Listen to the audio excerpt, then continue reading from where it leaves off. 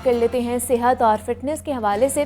तो गुज़श्ता रोज़ हमने देखा कि पाकिस्तान समेत दुनिया भर में ज़ियाबतीस का आलमी दिन मनाया गया है और ज़ियाबतीस पूरी दुनिया में सबसे तेज़ी से फैलता हुआ मर्ज़ जो है वो बनता जा रहा है। हर घर में हम देखते हैं कोई ना कोई फ़र्द इस मोहलिक बीमारी का शिकार ज़रूर हमें नज़र आएगा।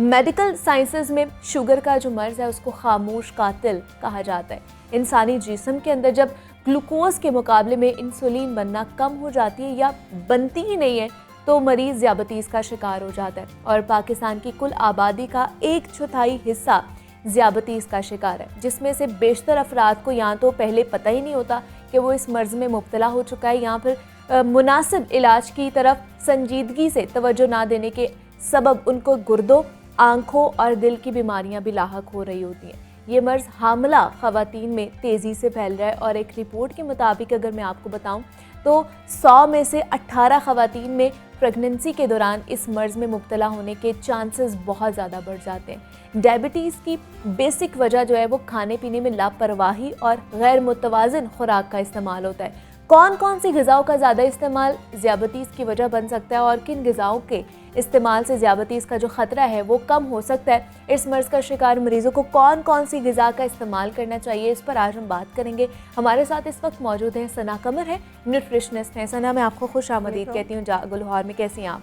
ठीक, अल्लाह का शुक्र। आप कैसी हैं? मैं भी बिल्कुल ठीक ठाक। सना, सबसे पहले तो हमें बताइए, जैसे मैं बता रही थी कि ज़ियाबतीस का दिन मनाया जा रहा था कल आलमी सतह पर, तो आज हम उस पर बात करेंगे कि किस तरह जो डायबिटिक लोग हैं उनको अपनी ग़िज़ा का ख्याल रखना चाहिए और बाकी भी जो लोग हैं उनको भी किस तरह चीज़ों का ख्याल रखना चाहिए, डाइट लेनी चाहिए। सबसे पहले एक कॉन्सेप्ट ये है कि शुगर के बारे में कि शुगर खाने से शुगर हो जाती है। सबसे पहले तो ये कॉन्सेप्ट हमारा क्लियर करिए कि ऐसा ही है, इसमें कितनी हकीकत है? इसमें ये हकीकत है कि लोगों को ये लग रहा होता है कि जितने भी डायबिटिक पेशेंट्स को मैं देखती हूँ या हमारे ऑब्जर्वेशन में आते हैं, उनको लगता है कि चीनी खाने से या इस तरह की जो मीठे वाली चीज़ें खाने से उनको शुगर का मर्ज़ जो है ना वो होता है, या अगर हुआ है तो उसमें उनका ब्लड शुगर लेवल जो है वो रेज़ कर जाता है। इसके पीछे ये है कि अगर आप उसको क्वांटिटी को देखें कि आपने कितनी खाई है, शुगर जो है वो आपकी रोटी में भी है, आपके फ्रूट में भी है, नेचुरल चीज़ों में भी है, और आपकी जो सिंथेटिक चीज़ें हैं जिसमें शुगर आ जाता है, जो प्रोसेस चीज़ें हैं जैसे ब्रेड हो गई, इस तरह की, और पास्ता, सीरियल्स वगैरह, इनमें भी शुगर की कंटेंट प्रेजेंट होता है। अब डिफरेंस इनमें ये है कि जो कुदरती शुगर है या कुदरती फलों के अंदर जो शुगर है वो उसकी timing instant blood sugar level को रेज करने की कम है कंपैरेटिवली जो हमारी प्रोसेस्ड चीज़ें हैं उनके अंदर ये जो ब्लड शुगर लेवल को रेज करने के कंपैरिजन वो ज़्यादा है। आप देखें 30 मिनट में अगर हम कुदरती गंदम के आटे की रोटी खाते हैं तो 30 मिनट लगेंगे हमारा जो ब्लड शुगर लेवल है उसको रेज होने में। और कंपैरेटिवली अगर हमने वही ब्रेड खाया है या कोई पास्ता, सीरियल, इस तरह की चीज़ें खाई हैं तो उससे हमारा जो शुगर लेवल है वो जल्दी इंक्रीज़ कर जाएगा। तो डिफरेंस है, आप उसकी क्वांटिटी मेजर करके और अगर नेचुरल चीज़ों की तरफ जाएंगे तो वो है। शुगर का जो मर्ज़ है मुनीबा, उसमें सिर्फ एक चीज़ जो देखनी होती है पेशेंट को, क्योंकि this is all about lifestyle modification. आपने अपना लाइफस्टाइल बेहतर करना होता है, टाइमिंग को देख के और क्वांटिटी को देख के फूड का जो है यूज़ करना होता है।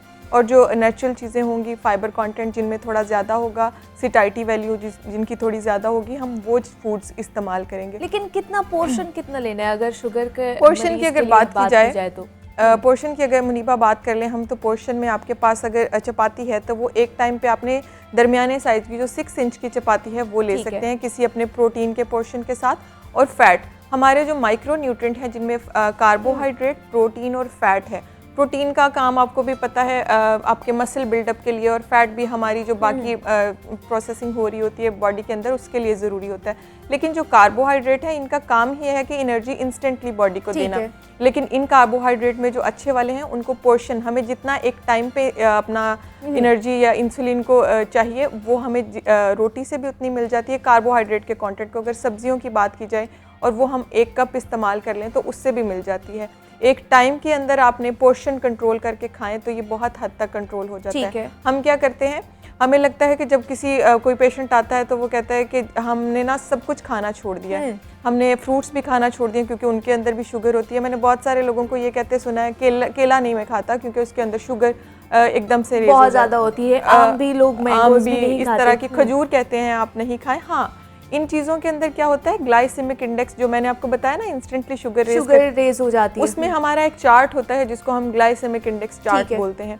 उस चार्ट के अंदर इस तरह से है कि अगर 50 ग्लाइसेमिक इंडेक्स लोड वाले जो फ्रूट्स हैं वो अगर हम खाते हैं, फ्रूट्स या फूड्स आप कह लें जो भी हैं, तो उससे आपका ब्लड शुगर लेवल इतना रेज नहीं होगा। अगर 60 तक आप बात करें तो उनको हम मीडियम ग्लाइसेमिक इंडेक्स बोलते हैं।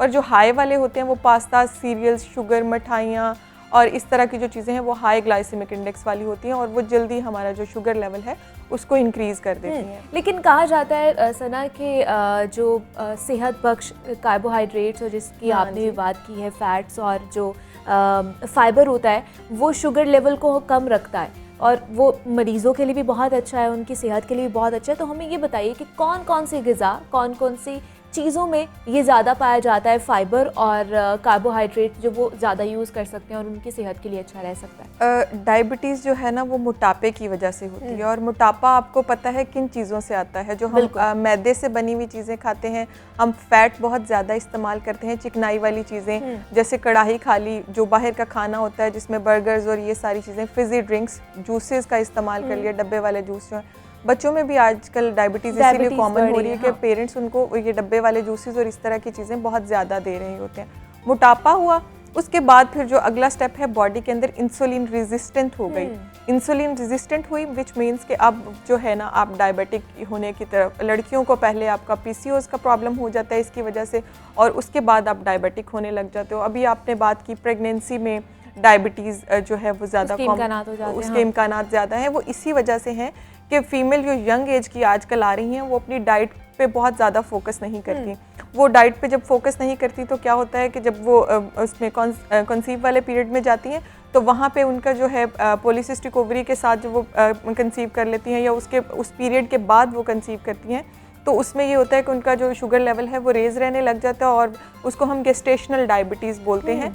जो अगर आपका वेट प्रेगनेंसी टाइम पे ज़्यादा है तो वो फिर उसी तरह से जो है वो ज़्यादा होता जाता है आपका बाद में भी, चाइल्ड बर्थ के बाद भी आपको डायबिटीज़ होने के चांसेस लेटर एज में साथ साथ चलते हैं। तो इसको हमें स्टार्टिंग से ही कंट्रोल है, जिसका एक ही हल है कि आप अगर अपनी डाइट को प्रॉपर करें। आपने बात की कि आपके फाइबर कंटेंट वाली जो चीज़ें हैं वो ज़्यादा इस्तेमाल करें।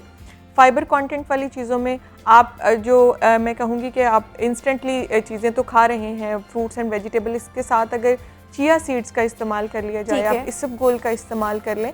आप सब्जियां फाइबर बहुत अच्छा देती हैं, बॉइल्ड वेजिटेबल या वैसे वेजिटेबल का इस्तेमाल कर लें। आजकल लोग क्या करते हैं, अकेली सब्जी खाना तो पसंद ही नहीं करते ना, वो कहते हैं उसके अंदर साथ में आप प्रोटीन का पोर्शन रख लें साथ में, लेकिन फ़ैट जो है उसको पकाने का जो मेथड हो वो थोड़ा इस तरह का होना चाहिए कि बॉइल्ड फॉर्म में या बहुत कम उसको कुक किया जाए, ओवर कुक ना किया जाए उसको, तो वो आप खा सकते हैं। चपाती का इस्तेमाल, दलिया, जौ का दलिया बहुत अच्छा माना जाता है। बस रिफाइंड शुगर्स जो हैं उनसे अवॉइड करना चाहिए। लेकिन हम देखते हैं कि शुगर के जो पेशेंट हैं उनको भूख बहुत ज़्यादा लगती है, वक्फे वक्फे से डॉक्टर्स भी उनको एडवाइस करते हैं कि आप लोग खाते रहें। तो पोर्शन साइज़ मतलब अगर दिन में हम जो नॉर्मल लोग हैं हम 3 दफ़ा खाते हैं, लेकिन उनको कितनी देर बाद खाना चाहिए ताकि उनकी भूख भी जो है वो मिट जाए, लेकिन उनका जो वेट का मसला है वो भी ना हो? उनको 6 मील्स लेने चाहिए पर डे। सबसे पहले तो जब वो उठते हैं तो उसके लिए क्या है कि अगर मोटापा है तो वो अपना इंस्टेंट जो है ब्लड शुगर लेवल या इंस्टेंटली अपनी बॉडी को एनर्जी देने के लिए वो कोई भी पानी के अंदर चिया सीड्स या सिनेमन वाटर जो है या ज़ीरा वाटर है, इसका इस्तेमाल, ये रेमेडीज़ उन लोगों के लिए जो बिल्कुल उठते साथ ही कोई चीज़ नहीं खाते और फिर उनका एकदम से ब्लड शुगर लेवल लो हो जाता है। हाँ। उनके लिए ये करें और उसके बाद अपना प्रॉपर ब्रेकफास्ट करें जिसमें प्रोटीन का पोर्शन भी होना चाहिए, आपके कार्बोहाइड्रेट का पोर्शन भी होना चाहिए, फैट का भी। और ये मैं सिर्फ माइक्रो की बात कर रही हूँ, मैक्रो की बात कर रही हूँ। जो माइक्रो है वो ये अगर अच्छे होंगे तो हमें माइक्रो न्यूट्रिएंट्स मिलेंगे। अगर विटामिन ए की बात कर लें तो अंडे के अंदर से भी हमें मिल जाता है, तो वो फिर जब हम अच्छी चीज़ें खाएंगे तो उनके अंदर से हमें वो चीज़ें मिल जाएंगी। आपने नाश्ता ये कर लिया, उसके बाद आपका 11 o'clock कोई फ्रूट्स हो जाना चाहिए। उसके बाद आपके फ्रूट कप जिसको हम बोलते हैं, जिसमें सारे फ्रूट्स थोड़ी थोड़ी क्वांटिटी में आप लें, उसका पोर्शन आपका 1 कप से ज़्यादा नहीं होना चाहिए। आप अपना लंच लें, उसके अंदर भी इसी तरह से आपने चपाती ले ली, उसके साथ अगर कोई सालन है तो उसमें आपने फ़ैट कंटेंट को ज़रूर देखना है कि ऑयल कौन सा यूज़ किया गया है, उसको आपने एक कम पोर्शन में इस्तेमाल करना है, क्योंकि हम ओबेसिटी को भी साथ मैनेज कर रहे हैं ना शुगर के साथ, तो उसको भी हमने साथ कंट्रोल करना है। हाँ।